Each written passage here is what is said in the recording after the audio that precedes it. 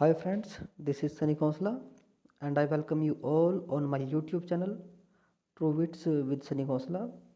Friends, today we will discuss the poem It is a Beauteous Evening, Calm and Free। यानी कि आज हम एक पोएम है जिसे लिखा था विलियम वर्ड्सवर्थ ने 1802 में अपने फ्रांस टूर के दौरान, जब वह अपनी डॉटर कैरोलिन से मिले थे, को डिस्कस करेंगे। और दोस्तों, डिस्कस करने से पहले हम इस पोएम के विषय में जो इम्पोर्टेंट फैक्ट्स हैं उन फैक्ट्स को जान लेते हैं।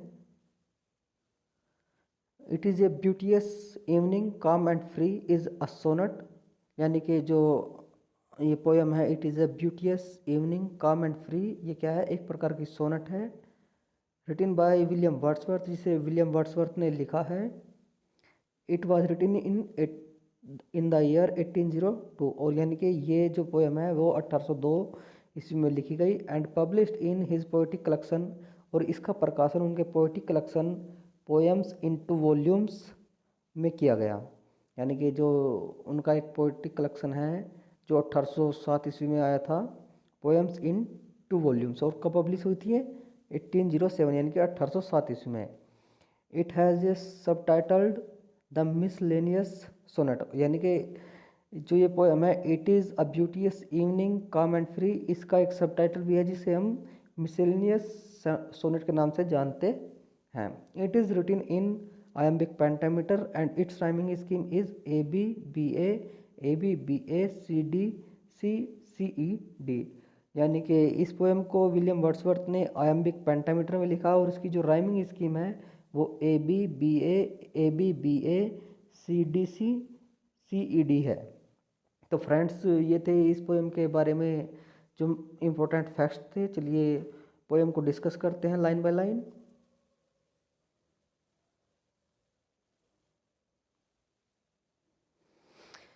It is a beauteous evening, यानी कि जो ये आज की शाम है वो कितनी सुंदर है। काम एंड फ्री, कितनी शांत है और कितनी फ्री है। The whole time is quiet, और जो समय है, जो पवित्र समय है, वो भी कितना शांत है। एज ए नन, एक नन की तरह, जैसे एक नन होती है। ब्रीथलेस एंड अडोरेशन, जो सांस तो नहीं लेती है परंतु प्रशंसा करती है, अडोर करती है।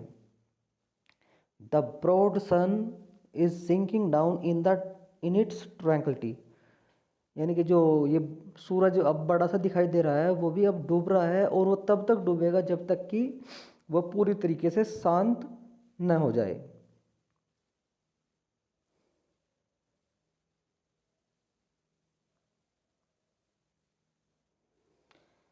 The gentleness of heaven broods over the sea, और ऐसा लगता है कि जैसे इस समुद्र के ऊपर स्वर्ग उतर आया हो। यानी कि जो शाम का दृश्य है, जो सूरज की रोशनी समुद्र पर पड़ रही है, उससे देखकर ऐसा लग रहा है जैसे कि स्वर्ग की सारी सुंदरता यहाँ पर बिखर गई हो।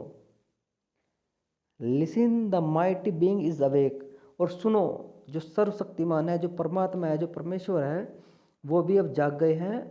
And doth with his eternal motions make, और जो आ, उनकी इटर्नल मोशन है अब वे उसे कर रहे हैं, यानी कि वे अपनी गति को कर रहे हैं, वे अपनी चहलकदमी कर रहे हैं। ए साउंड लाइक थंडर्स एवरलास्टिंग, और उनके चलने फिरने से और उनकी गति करने से बिजली के गरजने जैसी आवाज़ आ रही है जो कभी भी शांत नहीं होने वाली है। डियर चाइल्ड डियर गर्ल, यानी कि छोटी सी बच्ची, प्यारी बच्ची और हम प्यारी लड़की, that walkest with me here, जो तुम मेरे साथ यहाँ टहल रही हो।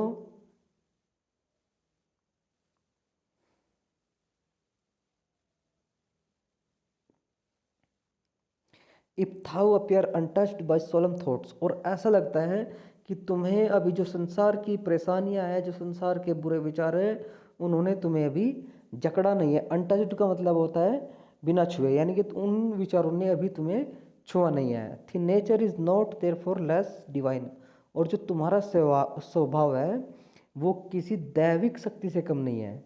जो तुम्हारा स्वभाव है, जो तुम्हारा नेचर है, वो किसी दैविक शक्ति से कम नहीं है, किसी गॉडेस से कम नहीं है। Thou liest in Abraham's bosom all the year. और ऐसा लगता है जैसे कि तुम हर वक्त उस ऊपर वाले, उस परम शक्तिशाली परमेश्वर से जुड़ी रहती हो। And worshipst at the temple shrine, temple's inner shrine. और ऐसा लगता है कि हर वक्त तुम्हारे हृदय में उस परमेश्वर का ही निवास रहता है। यानी कि जिस प्रकार टेम्पल्स के जो आंतरिक ग्रह होते हैं, जो गर्भगृह होते हैं, उसमें बैठकर पूजा करना मुश्किल होता है, जितना पवित्र उसमें बैठकर पूजा करने वाला होता है, तुम्हारे हृदय में भी हर वक्त उस तरह से भगवान का निवास होता है। गॉड बीइंग विद थी व्हेन वी नो इट। और इसी प्रकार, इसीलिए हर वक्त भगवान तुम्हारे साथ होता है, जबकि वी नो इट नॉट, वो हमें कभी दिखाई नहीं देता है।